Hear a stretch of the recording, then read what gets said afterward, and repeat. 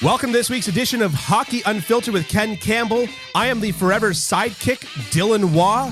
I am the Han Solo to Ken's Luke Skywalker, or the Chewbacca to Ken's Han Solo. Have you ever noticed how these sidekicks keep on getting cooler and cooler? I did do that on purpose. Stick around this week because we're going to be talking about the Montreal Canadiens, the Canadian Women's Olympic Hockey Team, the Calgary Flames, and of course the trades and coaches firings and all that good stuff.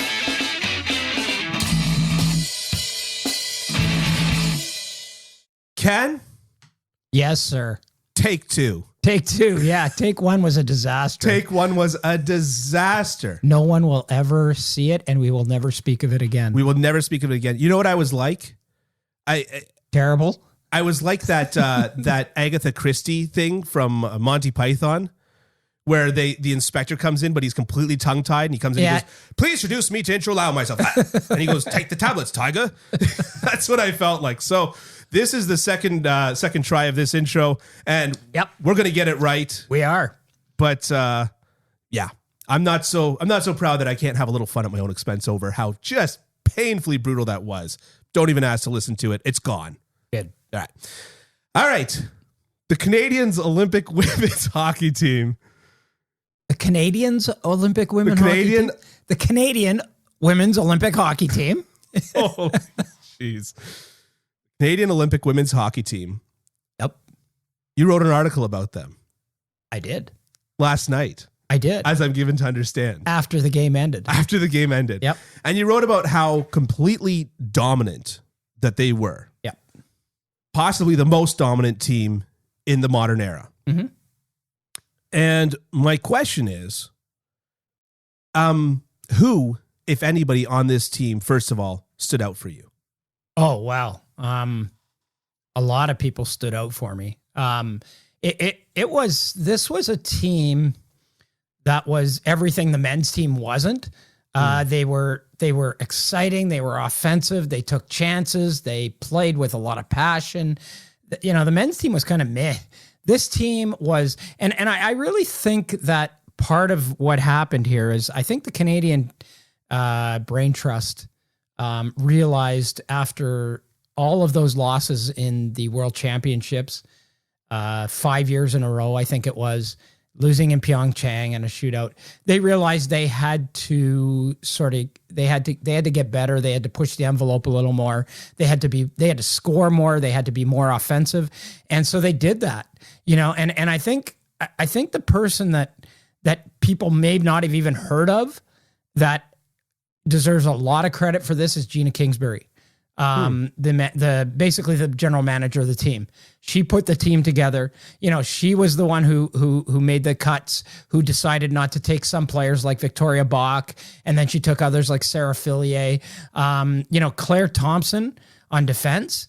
Yeah. Like nobody had ever heard of her before the Olympics. She 4 or 5 years ago, she decided she wasn't going to be a hockey player or at least an elite hockey player anymore. She decides to concentrate on her studies in ecological biology or something at Princeton.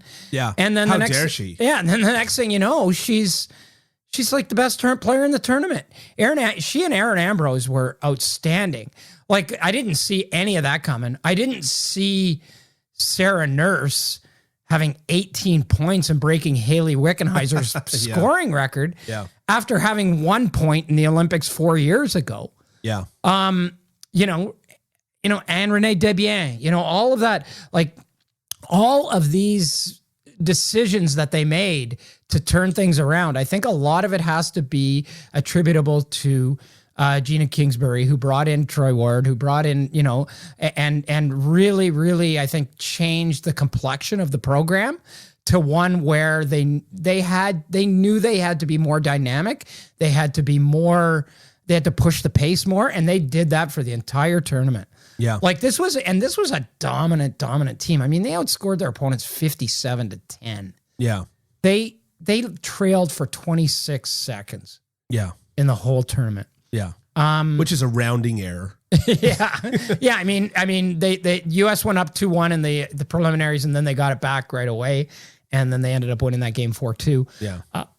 Worst 26 seconds of their lives. and it wasn't that bad. But Yeah. I mean, there was just, Sarah Fillier was terrific, obviously. Brianne Jenner, such a smart player.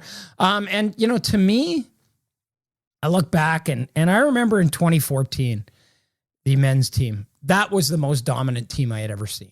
Yeah. I remember thinking afterwards, like, I can play in my mind's eye, I can replay every goal they gave up, because they only gave up 3 in the whole tournament. And they got a shutout in the semis, a shutout in the gold medal game. Yeah. It was ridiculous. Yeah. So to me, that was the most dominant team, but that team didn't score a lot. I mean, they beat Latvia 2-1 in the quarters, and they needed a third period goal to do it. They beat USA 1-0 in the semifinal. I mean, this team, like, they won every game by an average of 8-1. Like that this was a dominant team. And I look back at another team that was very, very dominant, the 2005 World Junior team with Patrice Bergeron and Sidney Crosby and Jeff Carter and all those guys the year of the lockout. That team was unbelievable as well. And that team to me was probably as close to this team in terms of identity. They could really score and they could shut it down. But to me, this team was as dominant as any team I've seen. I mean, they outscored USA 57-30, and they had almost twice as many goals as the next best team in the tournament. US beat Finland 4-1, I think, in the semis. Canada smoked Finland. Like, it was 11-1. Yeah. They gave up, the most they gave up in a game, I think, was 3. And that was in a game that they scored 10 against Switzerland. So to me, I don't think there's any doubt that this is one of the most dominant teams, men or women, that Canada's ever put together. And, led, of course, by Marie-Philippe Poulin, who all she does is score and score in big moments. To me, the only player, men's or women's, to score in 4 straight gold medal games. Yeah. To me, like, if she, and I mean, this is being Captain Obvious here, but if she decided to retire this afternoon and never played again, or kept playing and never scored another goal or ever did anything, I mean, her place in the Hall of Fame is set. It's set. It's ready. It's ready. Like, let us know when you're retiring, and 3 years after that, you're in. Like, it's that simple. Yeah. If you can give us a year's heads up so that we can just get the plaque all made. There's actually, it costs less to put an early deposit on these sorts of things. So, just let us know. Yeah.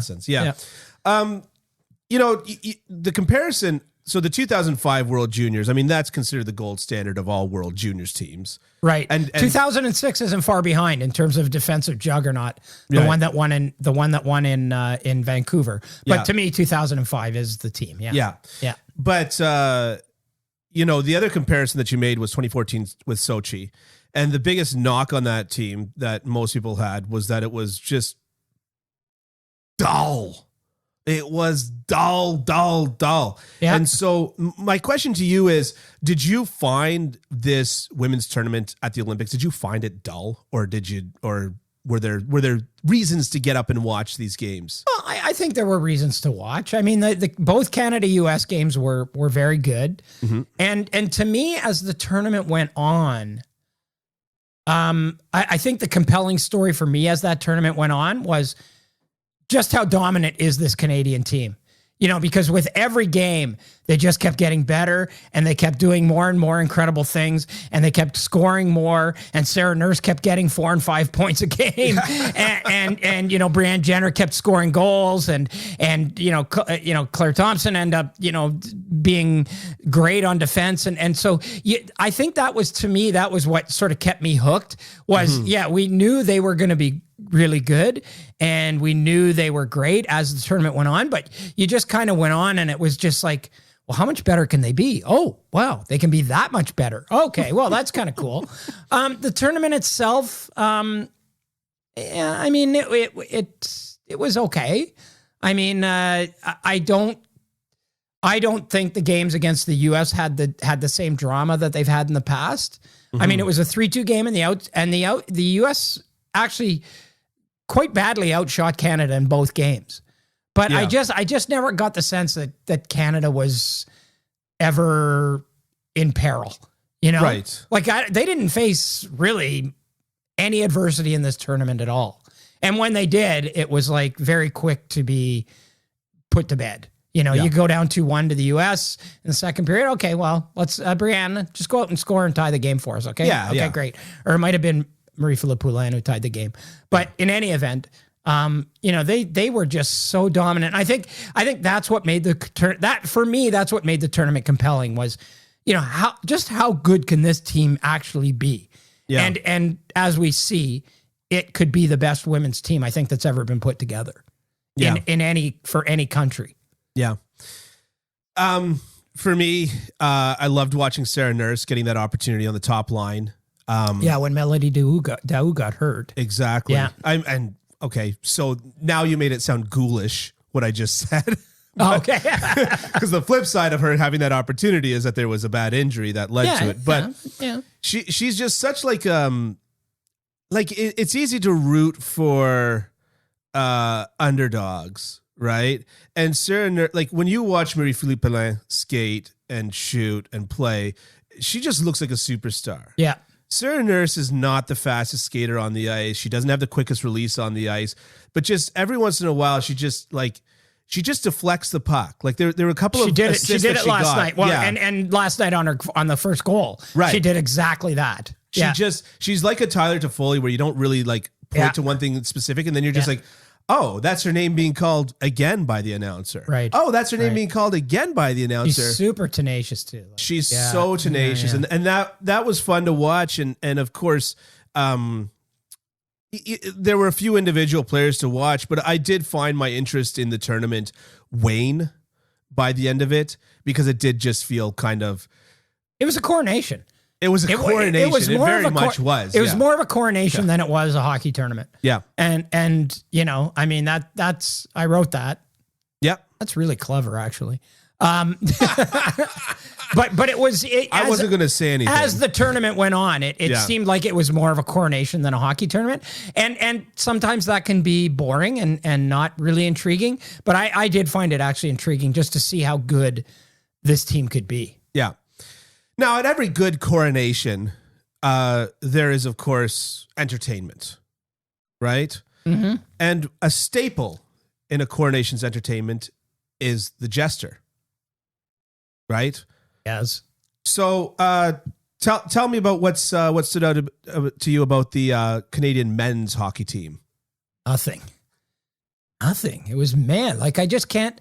Like that's the only word I can come up with to describe the men's Olympic team. It was meh. Yeah. They got what they deserved. They totally got what they deserved. Yeah.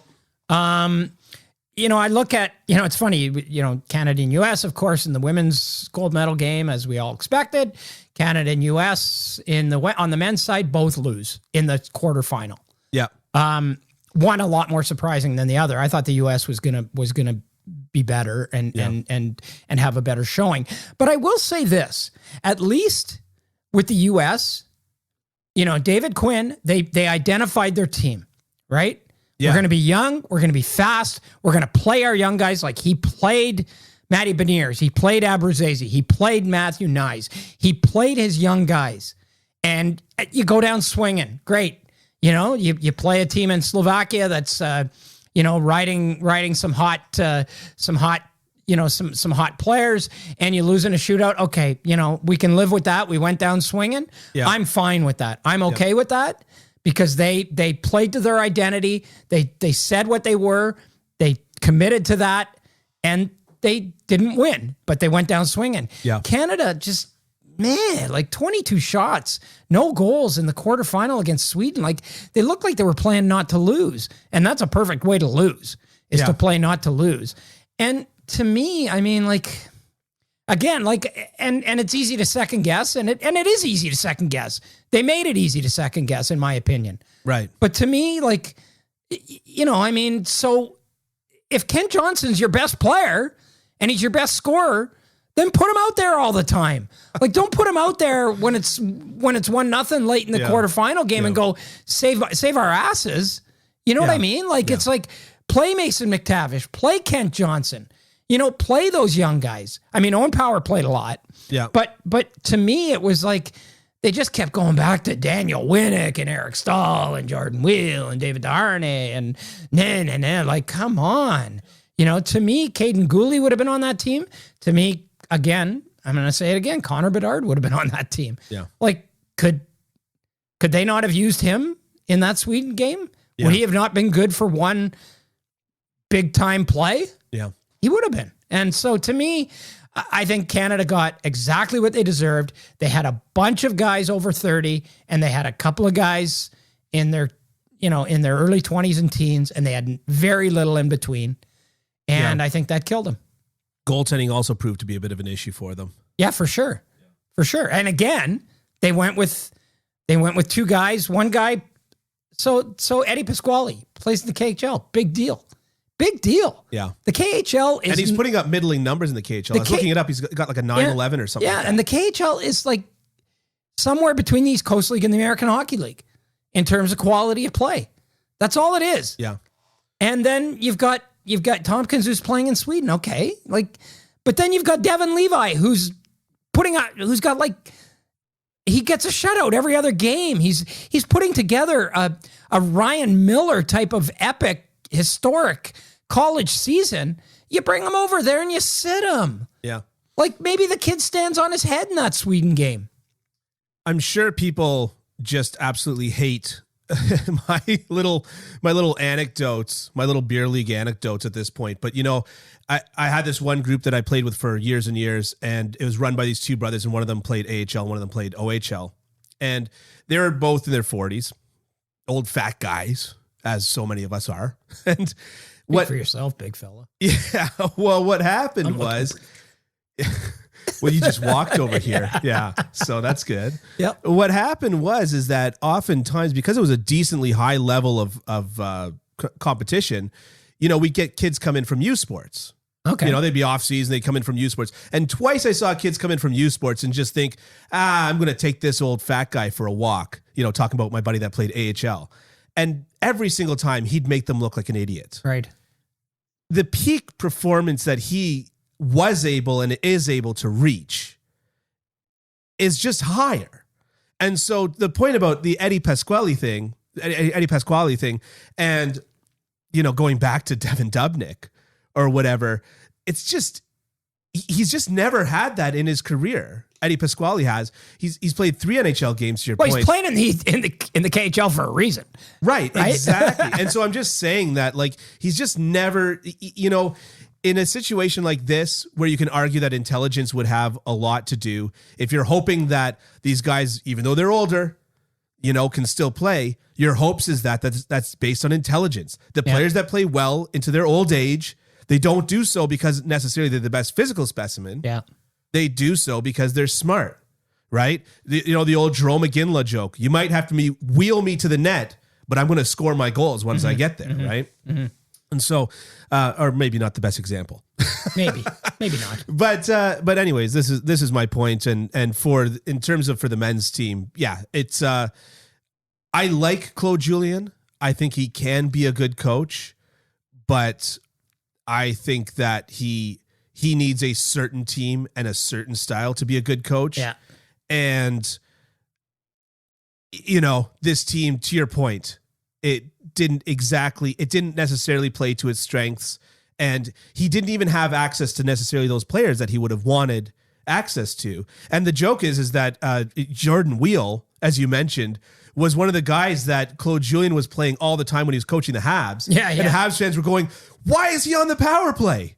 Why did you put Jordan Wheel on the power play? Yeah. So, and I mean, Claude doesn't know these guys. He doesn't know all these guys playing over in Europe. No. And Shane Doan, and Shane Doan's a wonderful person and may very well end up being a good executive someday. But what does he know about all those guys playing over in Europe? No.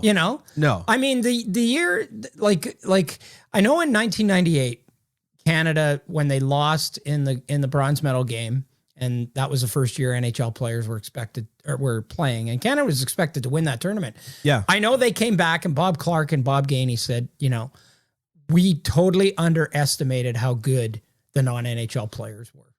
Yeah. In this tournament. Like the Czechs had 10 guys in 1998 that were non-NHL players, and they ended up winning it. Yeah. And they totally underestimated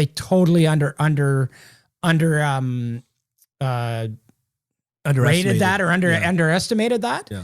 And I think, you needed somebody who was on the ground in Europe, like really watching these players and watching the younger guys and the college guys to be able to, and I don't think Shane Doan was doing that necessarily. Yeah. Well, that's the old 1972 thing as well. Yeah. Right? Is they saw Tretiak play one time, hung over, and thought, we got this. And they didn't have that second thought to think, maybe we want to watch him more than once. Yeah. Maybe we want to see, is this an anomaly or is this truly what this goaltender is?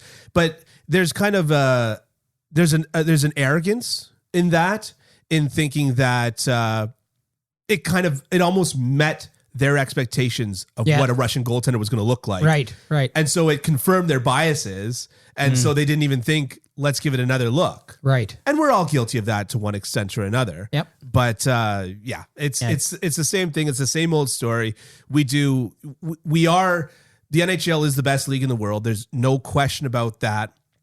But once you take that out of the equation, we are very North American biased and North American centric. And there's a lot of excellent hockey players all over the world. Yep.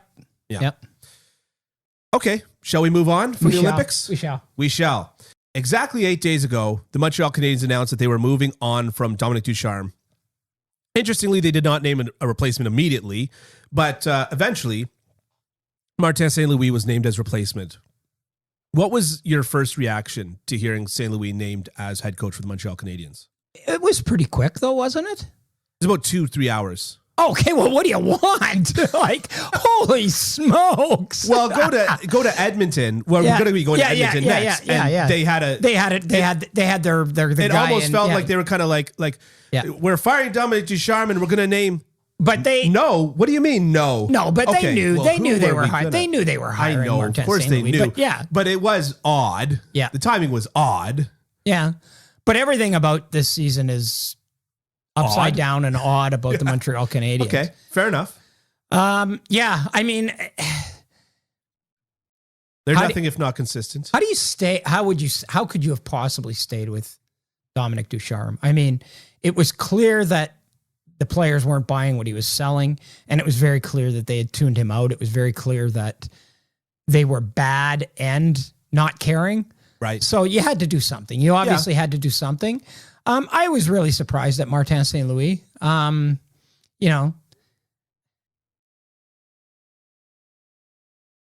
going to make me say it. Your tweet was so funny. The real question is, who's going to be coaching the U12 AAA team? U13 mid Fairfield team. He was the assistant coach too. He wasn't even the head coach. Like, come on. He's going to work his way up there. I mean, I get it, but like, bring him in as something else. Like, I don't know. I mean, he's 0-3 right now. I mean, I guess they play a lot harder, and there seems to be a lot more. Like, he's got all kinds of runway. He doesn't have to win a game this season. Yeah. And he might not win one. He might not. Yeah. He may not. Yeah. I mean, they brought in a Pee-wee coach. Yeah. Albeit one who's in the Hall of Fame, who had, 1,100 points, blah, blah, blah, blah, blah. Yeah. Stanley Cup, Hart trophies, 3 Lady Bings. I told you that little Twitter bit I got into. I said, my youngest student is 7, maybe, where should I send my resume? And somebody said, well, did you score 1,000 points in the NHL?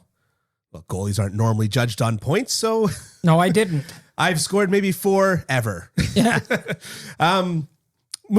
So what do you think the Montreal Canadiens then are looking to accomplish with the hiring of a Pee-wee coach?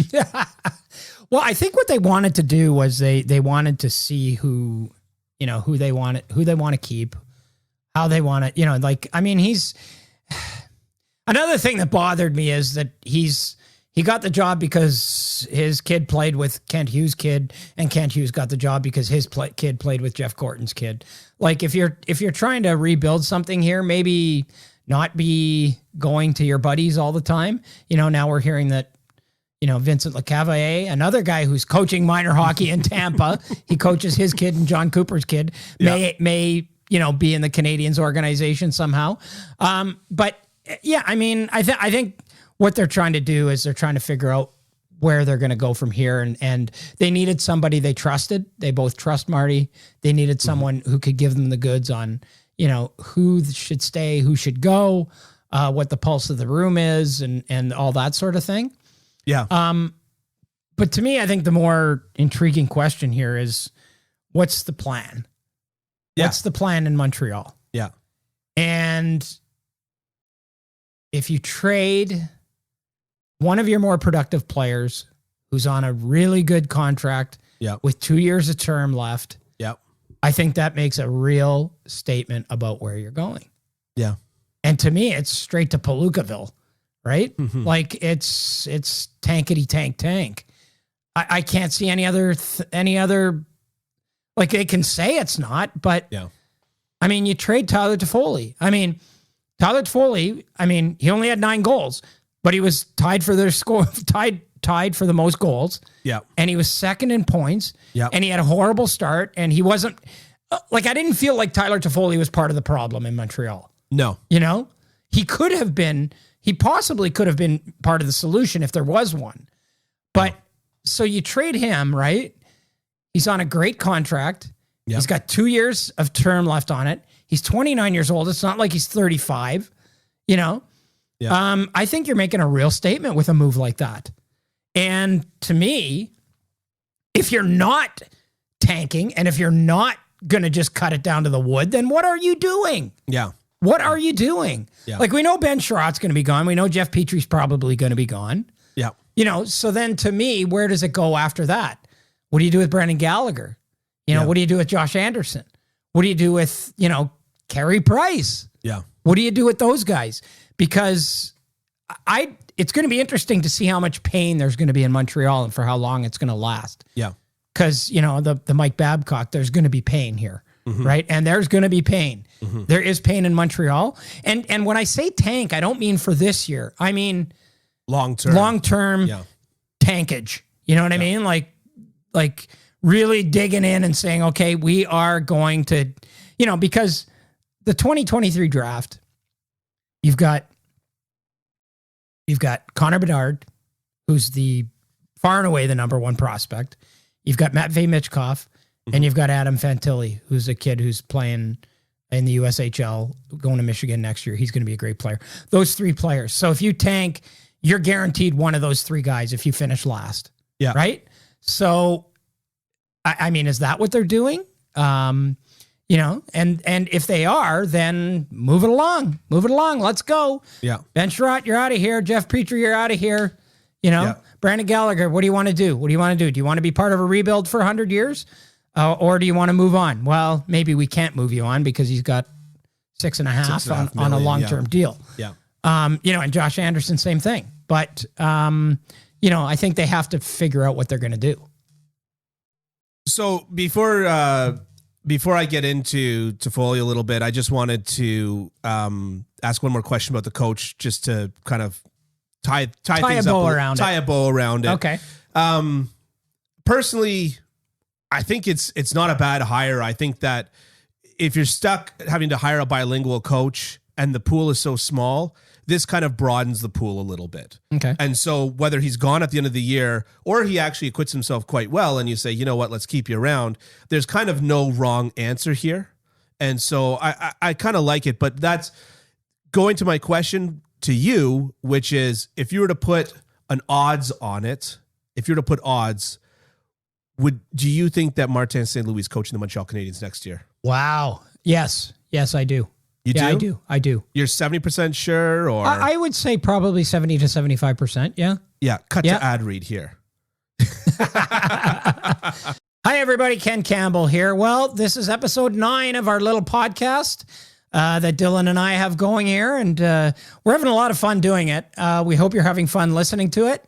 And we hope you're sticking around and supporting us. And there are several ways you can do that. Obviously, by coming back and listening and liking and continuing to support us that way is a good way. Another way is to go to mybookie.com. They're a sponsor of the podcast. They're helping us with some of the expenses putting this together. And if you're inclined to bet on hockey or any other sport, give it a shot at mybookie.com. They have a double deposit bonus up to $1,000. But you do have to use the promo code Hockey Unfiltered, all one word. And that way they know that you've been directed to them through our podcast, and they might be more inclined to continue to support us. So it's a great way to put money down on games if you do that, and it's a great way to support us as well. You can put some money down on Colorado or Tampa for the Stanley Cup. They're obviously the two favorites right now. And you get the double deposit up to $1,000. So why not give it a shot at mybookie.com. Bet anything, anytime, anywhere with mybookie.com. No, but I would say so because I think if you're going to go in the direction that I think they're going, then you want someone who is going to have a good perspective on things and is going to be able to handle this situation. Yeah. Like you're not going to bring in, if you're tanking, you're not going to bring in an established coach who wants to win now, right? Right. You're going to bring someone in who is going to get in on the ground floor with a lot of these guys. Yeah. And, have his guys and and sort of bring them up and provide the template and the maturation and bring them along for a couple of years, and then you decide whether or not he's the guy that takes you a little further. But I would think that, why not? There's no quick fix. Yeah, no, there's no quick fix. Like, who are you going to bring in? Who are you going to bring in? Why not? Like Marty St. Louis. Okay, so you lose 52 games with Marty St. Louis. Okay, that's fine. Yeah. Okay, so moving on to Tyler Toffoli.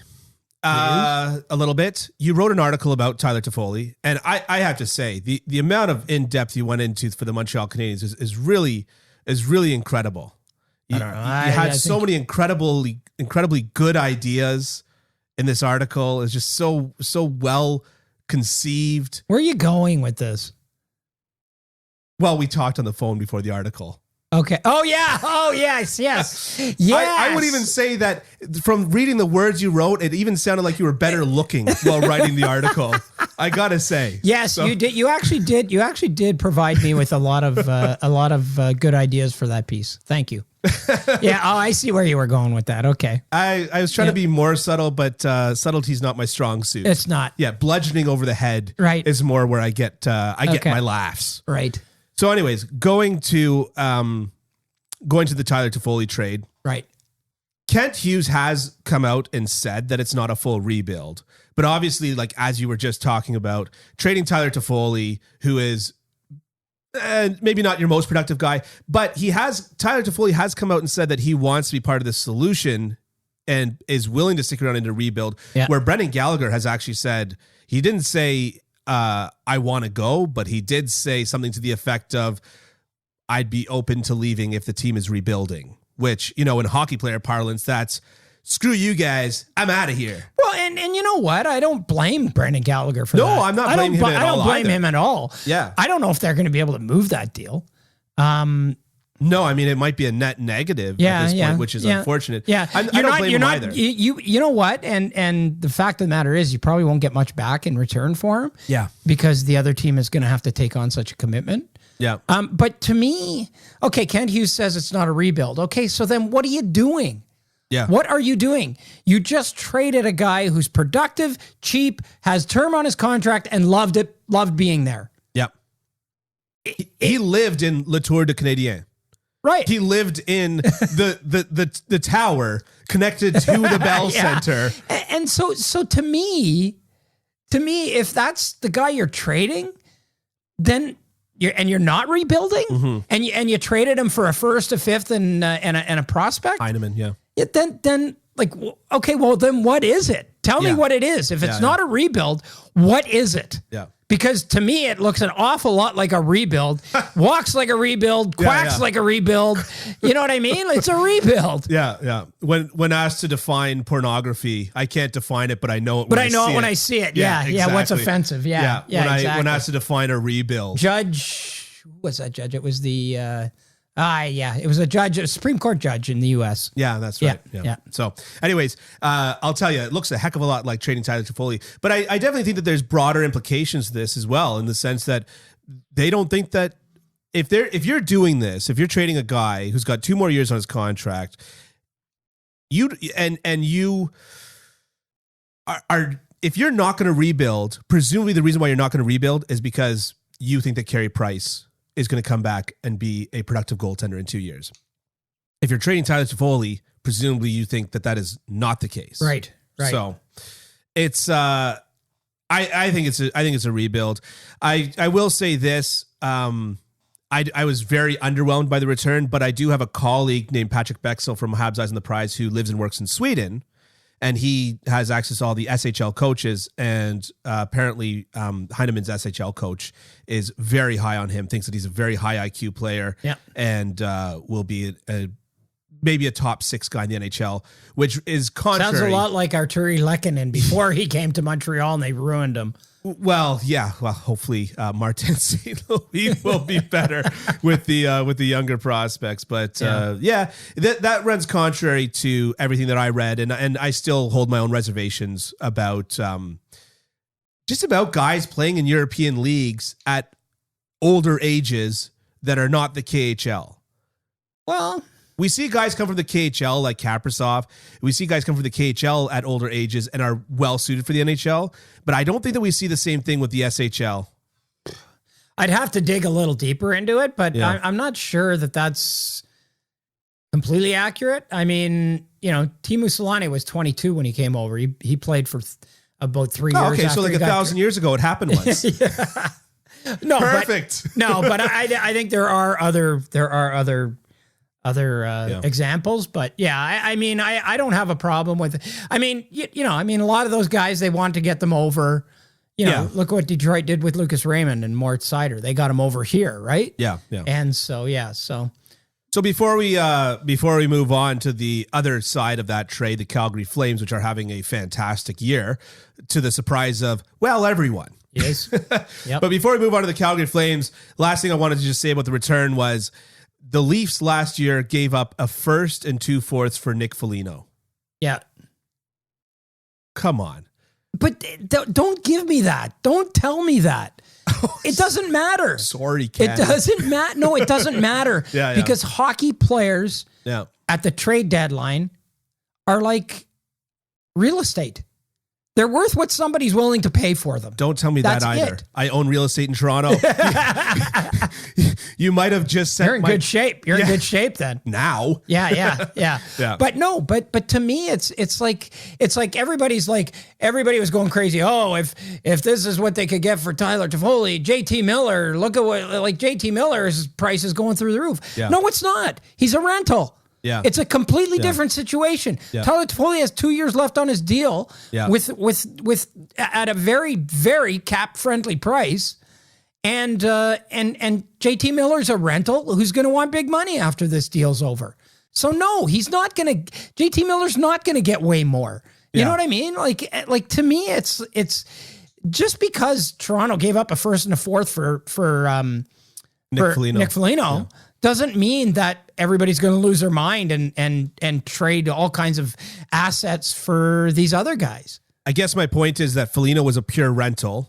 Tyler Toffoli's cost certainty for a couple of years. Yeah. And Tyler Toffoli is a proven playoff performer. Yeah. Nick Foligno is... Well, I know Montreal wanted one of Jacob Pelletier or Connor Zary. Yeah. 2 of Calgary's better prospects. Yeah. And Calgary was just not going to do it. Yeah. They just weren't going to do it. So if they're not going to do it, what do? You get the best deal you can. Yeah. So moving on to the partner in that trade, the Calgary Flames. Calgary Flames currently lead the Pacific Division in both points and point percentage. Correct. But what's really interesting is that they've got a plus 52 goal differential My main question here is, do you think that they're Stanley Cup contenders? It's interesting because they're playing in by far the worst division in the NHL. Correct. So I mean that might be a factor, as with their only real competition being beaten, bloodied, and battered. Who, Vegas? Vegas. Yeah. Although we can talk about just how beaten, bloodied, and battered. Oh, my back is killing me in this chair. LTIR. That's boy. me. I think they are. Yeah. And what I think is really interesting about the Calgary Flames is who'd have thunk it? Like, who'd have thunk it with Daryl Sutter? Yeah. Like Daryl Sutter, who gets no credit for being a real forward-thinking guy. The Jolly Rancher. I think he's a guy, I think, who's adapted, and he's a lot more cutting edge and a lot more modern than people give him credit for. Yeah. And I think, that's a big part of it. Like, Oliver Shillington was on waivers last year, you know, and now he's their high scoring defenseman. He and Chris Tanev playing together have been lights out, you know, and they've got that first line back together with Lindholm, Gaudreau, and Tkachuk. Yeah.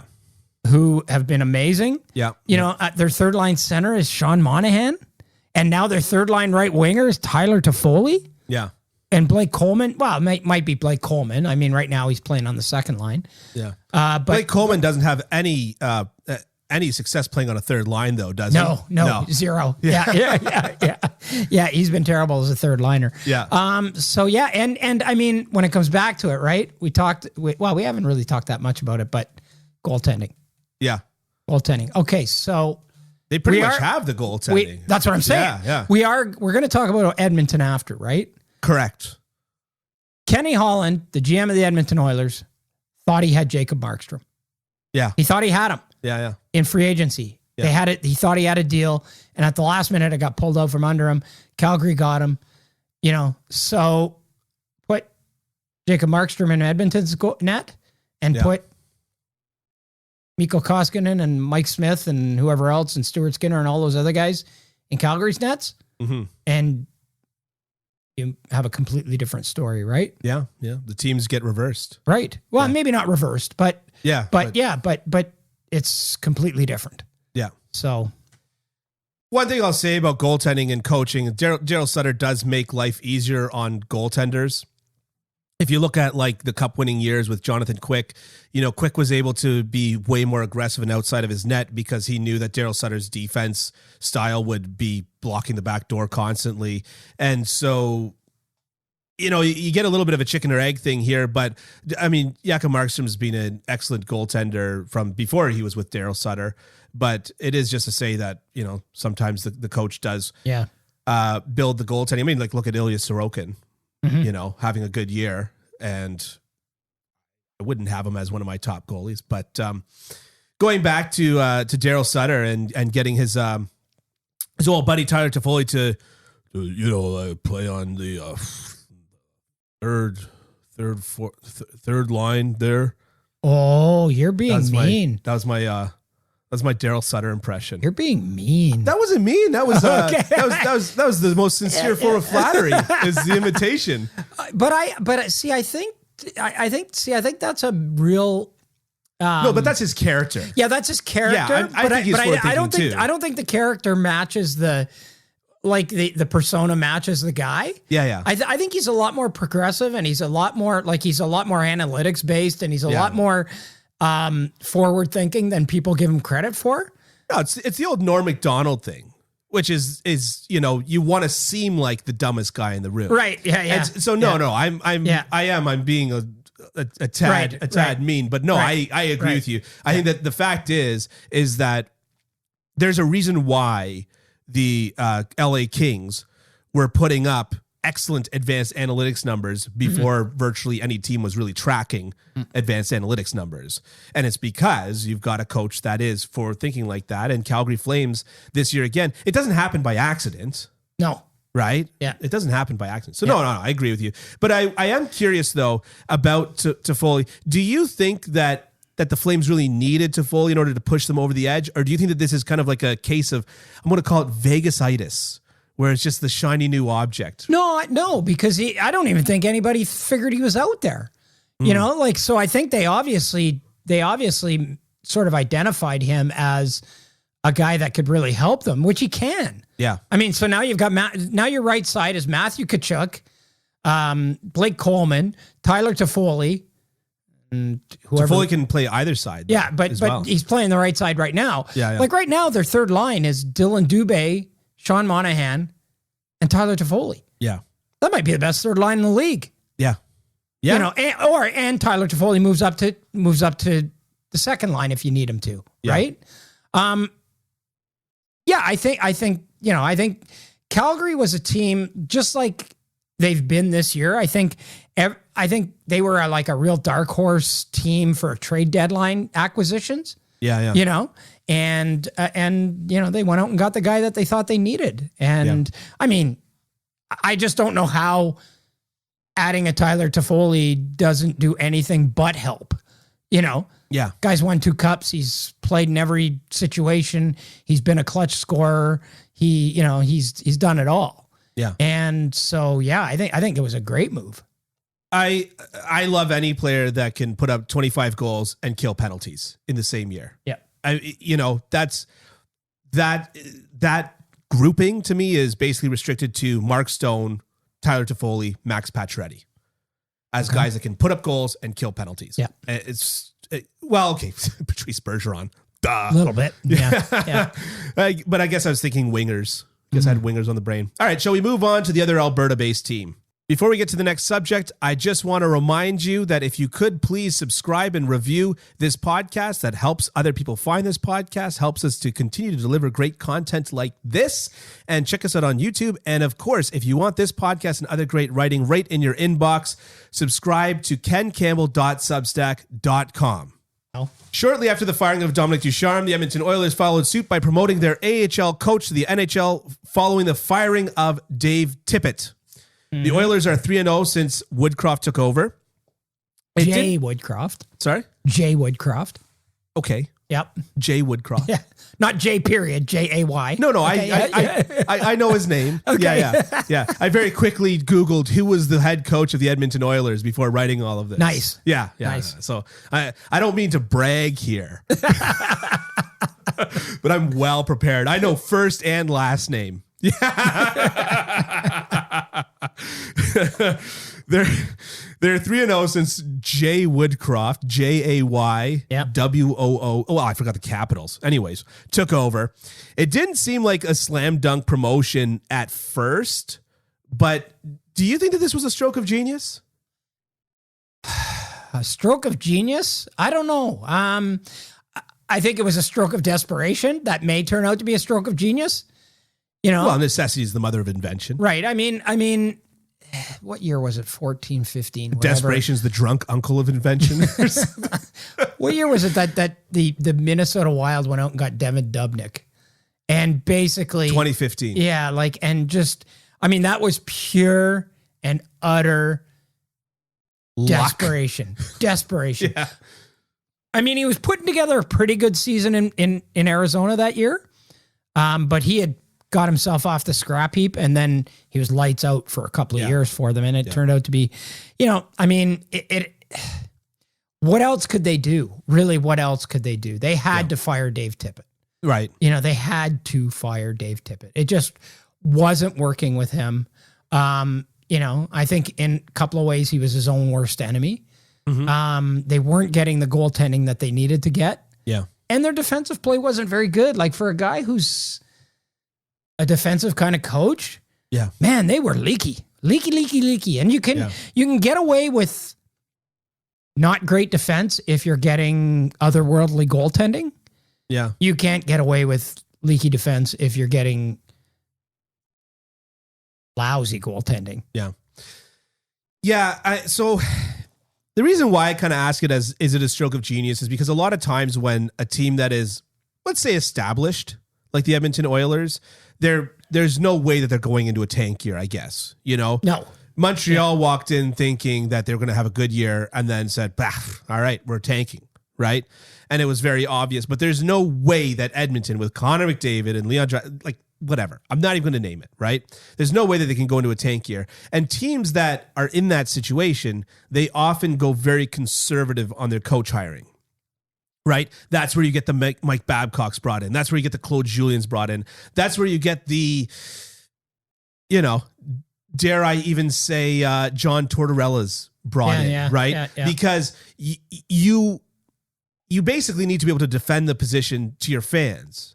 And you need to be able to say Stanley Cup winner or whatever the case is, right? And even when the Tampa Bay Lightning promoted John Cooper, it wasn't as desperation as nearly as this is here. It was, we think that there's a further step to take, and we think that John Cooper's the way to do it. So I think it's interesting that they promoted their AHL coach, because I feel that in situations like this, rarely is the AHL coach promoted. It's normally they bring in some very established big name guy. And so that's why I ask if you think that this is a stroke of genius. Well, I mean, the guy's been around for a long time. He was an assistant coach with the Oilers too, like a couple of years ago. I think he was in his 4th season in Bakersfield. Had some success there, was pretty good. He has coached some of the guys on this team as an assistant coach. He's been a video coach. He's been an assistant in Detroit. So I mean, it's not like this guy just kind of materialized out of nowhere, right? No, he didn't. Martin St. Louis his way into the league. Yeah, exactly. Yeah. He's been a coach for a long time, and a good coach for a long time. So, like, what else are you going to do? I mean, you're going to bring John Tortorella into this? Like that to me would have reeked way more of desperation if they would have brought in, a Tortorella or a Claude Julien or a Mike Babcock or something like that. Like that just would have been a disaster, in my opinion. Here, at least you got a guy who knows the players. He's familiar with the organization. He hasn't had his chance to run a bench at the NHL level. I mean, what do you have to lose at this point, right? And he's interim. You do have something to lose, though. Like, that's what I'm kind of driving at. With like the Montreal Canadiens, you say, what do you have to lose? But with a team like this, what you have to lose is another year of McDavid, right? Another year of Draisaitl. Right. You're going into what's his name is starting his new contract next year. Darnell Nurse, right, is starting his new contract next year. You've got a lot to lose if you don't bring in the right guy. And that often forces general managers to be ultra conservative, because hockey's kind of a conservative sport to start off with. And to me, this was a gutsy move by Ken Holland to turn around and promote from within the organization. Yeah, but like they knew him, right? They know him. They know what he is. They know who he is. They know him inside out. They know the way he coaches. Yep. So maybe it wasn't that gutsy. Maybe that was the conservative move. Right. That was the conservative move, was to, okay, well, there's nobody else out there, so let's just bring up our minor pro guy. Yeah.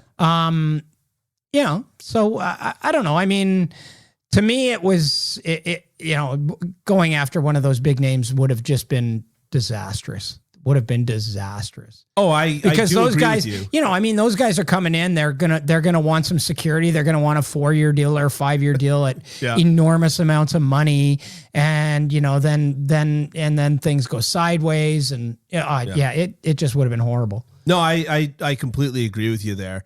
Yeah. Finally, on this, do you think that the Edmonton Oilers are going to make the playoffs? Yeah, they're a playoff team now. By points percentage, they're a playoff team. Right. Yes, I do. So yes, I do. Yeah. And do you think that they've got the ability to make some noise in the playoffs? I don't know about that. And I'll tell you why I don't know about that. Please. What I don't like about the Edmonton Oilers most is their lack of resilience, almost. Yeah. You know what I mean? Connor, you've been around for a while. Leon, you've been around for a while. These guys have been around for a while. And I get the sense now that they get the big Eeyore syndrome going, the big, Schlepperock syndrome going. It's like when something bad happens, like, oh, woe is us. Oh, here we go again. Yeah. And then everything just goes down the crapper. I want to see a team that gets into it, that digs in when it gets into these situations, right. And I don't see that. I haven't seen that yet with the Edmonton Oilers. I want to see a team that's more resilient. I want to see a team that's more focused and committed when they really need to be. Right. I want to see a team that scores first once in a while, you know? Yeah. You know what I mean? Like, and when it doesn't, that it just doesn't go into the big pout syndrome. You know what I mean? And I just find that is still prevalent with this team. And, you know, I mean, if you're going to win in the playoffs, you can't be like that. Yeah. Because at some point in the playoffs, for the most part, you're going to face some adversity. You're going to be down 3-1 in a series. You're going to get a call against you. You know, you're going to lose a game in overtime because of a bad call or a bad read or bad luck or something like that. And this team, as yet, has not shown any evidence to me that they can overcome those setbacks. And until they do, I'm not a huge believer in them. I think we talked about it in maybe our first or second episode when John Tortorella, speaking of which, made his comments about basically calling McDavid a whiner. Yeah. For whining about penalty calls. And I think we talked a little bit about it. And as much as I agree that McDavid should be drawing a lot more calls than he does, part of the beauty of hockey is the resilience. And that's on both the micro level in the sense of so-and-so hooked my hands and I didn't just leave the puck there and turn to the ref, but I, put my head down and drove through it. Part of that's on the micro level. And to what you're saying here, part of that's on the macro level of we got down 3-1 in that series. Yeah. Like that's what made the Montreal Canadiens such an exciting story to cheer for in the playoffs last year, was that they got down 3-1 against the big bad Maple Leafs, the team that's been ordained to win the Stanley Cup since they drafted Austin Matthews. And so similarly here with McDavid, we need to see that resilience. I completely agree with you. Final question on the Edmonton Oilers before we get out of here. Do you think that Dave Tippett got fired because of the goaltending? And if so, what percentage? Like, what percentage would you say was the goaltending? I would say at least 50. Yeah? At least 50. Yeah. Because, the old saying, show me a good coach and I'll show me a good goalie and I'll show you a good coach. Yeah. However, Dave Tippett got fired because of Dave Tippett, too. Mm-hmm. I mean, no one told him to start blaming the goaltending. But no one told him to start Mike Smith coming off an injury twice in a row. Yeah. I mean, I don't know what that was all about. Yeah. And again, they're pretty disastrous in their own end and defensively. Yeah. And so I think, goaltending's a huge part of it, obviously. Yeah. I mean, they just weren't, the guy's got to make a save. And I mean, again, it hearkening back to that resilience thing, right? Yeah. Like, I think part of it too is, and well, I don't know, you're a goalie, so you don't get the sense on the bench. I always defend the goaltenders. Right, but you don't get the sense on the bench. But there are sometimes on the bench when it's like, it doesn't matter. It doesn't matter how well we play. Yeah. Because we're not winning because our goalie can't stop anything. No, I mean, and you get that as a goalie. Doesn't matter. It just doesn't matter. So, so it was huge. Like, goaltending was a huge part of that. And I think that's on Ken Holland. Ken Holland has to wear that. Yeah. He was the one that decided to go into the season with Mikko Koskinen and a 38-year-old Mike Smith who was coming off injuries. And you get what you deserve when you make gambles like that. And that put them in a bad spot. Yeah. Yeah. So goaltending is a part of it, but I think Dave Tippett has to wear some of this himself for sure. Yeah. Yeah. I mean, that's always the chicken or egg thing with goaltending and coaching, right? Michel Therrien has coached 2 goalies to winning a Hart and Vezina trophy. Mm-hmm. Is that by accident? Is it not? Does it make him a good coach? Probably not. Does it mean that he puts goaltenders in a good situation to succeed? Maybe. Yep. But Carey Price and Jose Theodore, the last 2 goalies to win the Hart and Vezina trophy, were both coached by Michel Therrien the year that they won the Hart and Vezina trophy. I don't think it makes him a good coach. No, I'm not saying it makes him a good coach, yeah. but it might make him good at that one aspect of the game, right? Mm-hmm. Maybe a good defensive coach. Right. before we get out of here? Anything else you I don't know want about that either, but yeah. Anything else you want to touch on before we get out of here? There's one thing I want to touch on. Please. Mark Stone is injured. I don't dispute that. He's missed like 20 games this year. Yeah. But to see Vegas, the day that Jack Eichel is miraculously available to play, Mark Stone has to go on the LTIR. Yeah. They didn't do anything wrong. They're not evil. Yeah. They manipulated the salary cap and legally circumvented it the way a lot of teams have done and are doing. Yeah. I feel like now if you're not you ain't cheating, you ain't trying. Yeah, if you're not manipulating the salary cap right now, you're not trying hard enough. Yeah. However, the one thing that I will say is that this is a systemic problem that like, to me, it's ridiculous. And I'll tell you why. The Buffalo Sabres and the Ottawa Senators are playing tonight. Okay? They have a game. They have a game tonight. Yeah. It's a nothing game in every sense of the word. Yeah.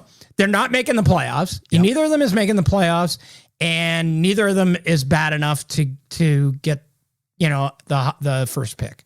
So it's literally a nothing game in the middle of February in the dog days. Like, this typifies a nothing game to me. Right. Two bad teams in February, dog days of the season. Boom. Nothing game. So are you tuning in? What? Are you tuning in? Yeah, no. But to me, that game, yeah, the Ottawa Senators and the Buffalo Sabres for tonight's game, before they step on the ice, they have to be cap compliant. Right. Right? They've got to be compliant with the salary cap or they can't play. Right. Right? So two bad teams playing a nothing game in February have to be cap compliant, but a team playing in Game 7 of the Stanley Cup final doesn't. Yeah. How does that make any sense on any level at all? Yeah. It doesn't. Yeah. And I don't know how you change it, because you'd have to change the collective bargaining agreement, and I think teams like it this way and the league likes it this way.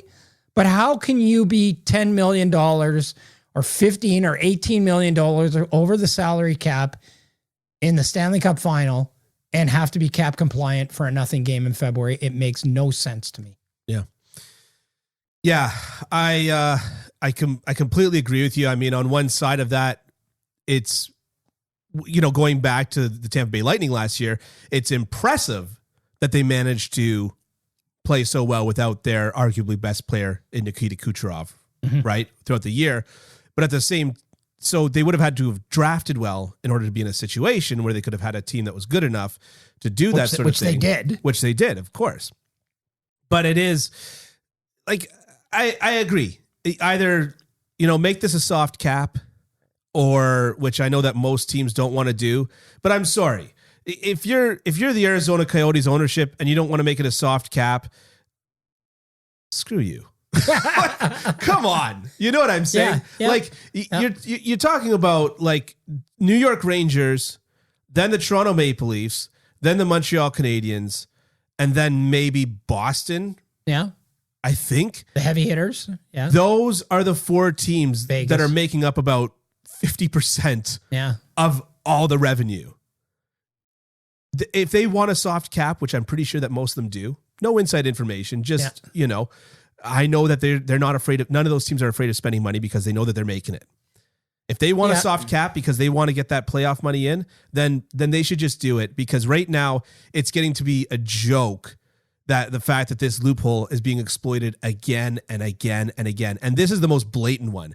This is like, I've got a 2-year-old, you've got kids. You know what it's like when kids, they push that boundary and then they push it again. Yeah. To me, like, it's just, to me, I remember Ron Wilson in his first year with Toronto. They saw him on TV giving a couple of $100 to the guy who got the winning goal. Right. Against, I assume it was Anaheim, his old team or whatever. Yeah. And they dinged him.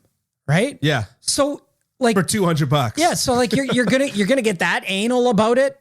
Yeah. On the one side of the salary cap, but you're not on this side of the salary cap. Yeah. Like it just doesn't make any sense. But you know what? I mean, it's all well and good to talk about a soft cap, but it's never coming. You're never getting that genie. You're never getting that toothpaste back in the tube. There's no way. The owners have it too good, and I think a lot of the revenue generating teams, they generate more revenues because they don't spend $130 million a year on salaries. They can only spend 81.5. Okay, but Montreal's capped out this year. Yeah, right? yeah. And they're not going to the playoffs. Right. So if you were to tell Jeff Molson, hey, spend another $5 million, and obviously Montreal is not a $5 million player away, but let's just say, hypothetically in this weird situation I've concocted, you tell Jeff Molson, spend another $5 million, and then you can get at least one round of playoff revenue. Every day he does it. Yeah. Or spend another $5 million and take on a salary that you don't want so you can get assets for the future. Right. He does that too. But it's not going to happen, Dylan. Yeah. It's not going to happen. Yeah. Franchise values are through the roof. They continue to climb, and they do so because the NHL has cost certainty. Yeah. That's what they want. They want cost certainty, even though they don't really have it, because you end up spending way more than the salary cap allows you to spend. Yeah. But they want the cost certainty, and they've got it. They worked hard to do it. They shut down the league for a year to get it. Twice. And then for a whole year in 2004, 2005. And then they shut it down again to get more of the percentage of revenues. They want this, and it's not going back. It's not going back unless the players are prepared to sit out for 2 years, which clearly they're not. Yeah. And why would they be? Yeah. Yeah. I mean, they're doing okay too. Yeah. For the most part. Yeah. The last thing that I'll say about that is, and what's so unfortunate about this is that it's clearly cap circumvention, but as much as it's cap circumvention is annoying, it's an annoying issue to talk about. It's an annoying issue to have in the league. It's all those things. But I would want to see a situation where guys like Mark Stone, guys like clearly Jeff Petrie this year, clearly probably 2 players on every single team are playing with lingering injuries. Yeah. And it would be nice to see a situation where they could clear up those lingering injuries.